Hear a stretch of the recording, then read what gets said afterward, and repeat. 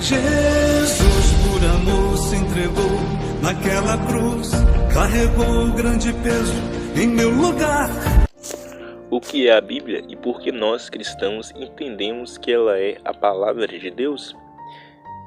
Primeiro precisamos voltar no tempo, voltar na história. Para entender a Bíblia, precisamos entender a história do povo de Israel, porque eles foram os primeiros a receber a revelação de um único Deus, do Deus verdadeiro. Houve um homem chamado Abraão, que recebeu uma promessa do Senhor, que Deus o daria um filho e faria dele uma grande nação. Passa tempo e Abraão tem um filho com sua esposa Sara, que antes era estéril, chamado Isaque. Este é o filho da promessa, o filho que Deus prometeu a Abraão. Isaque dá continuidade aos passos do seu pai. Isaque também tem um filho. E na verdade ele tem dois filhos, vários filhos, mas ele tem um filho que Deus usa para dar continuidade à nação de Israel, chamado Jacó.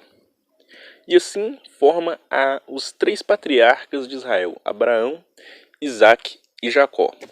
Jacó tem 12 filhos, que vão dar início às 12 tribos de Israel. Passa um tempo e Israel vai parar no Egito, onde eles se tornam escravos. Deus levanta um homem chamado Moisés. Moisés, Deus usa para libertar o povo de Israel da escravidão do Egito. E também Deus revela acerca da criação do mundo e da história da humanidade. E também acerca das leis de Deus. E ele que escreve os 5 primeiros livros da Bíblia, o Pentateuco, ou a Torá para os judeus, que é Gênesis, Êxodo, Levítico, Números e Deuteronômio. Então, Israel volta para a terra prometida, volta para a terra que Deus prometeu a Abraão. E lá eles se consolidam como uma nação. Eles têm um rei chamado Saul, que acaba se desviando dos caminhos de Deus. Então Deus levanta outro homem chamado Davi, um homem segundo o seu coração. Davi veio da tribo de Judá. Davi governa Israel. Então Deus promete a Davi que da sua descendência, da tribo da qual ele nasceu, Deus levantaria o Messias, Deus levantaria o Cristo que reinaria em Israel para sempre e que libertaria a humanidade da condenação do pecado, libertaria a humanidade da condenação do inferno. Ele seria aquele que redimiria a humanidade.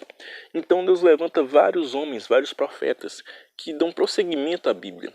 E todos esses profetas do Antigo Testamento, todos esses homens que Deus levanta, todos eles profetizavam acerca do Messias que viria.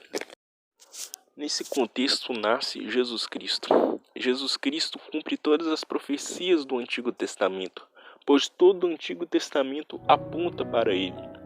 Ele nasce da Virgem Maria e é filho de José, da descendência de Davi, da tribo de Judá.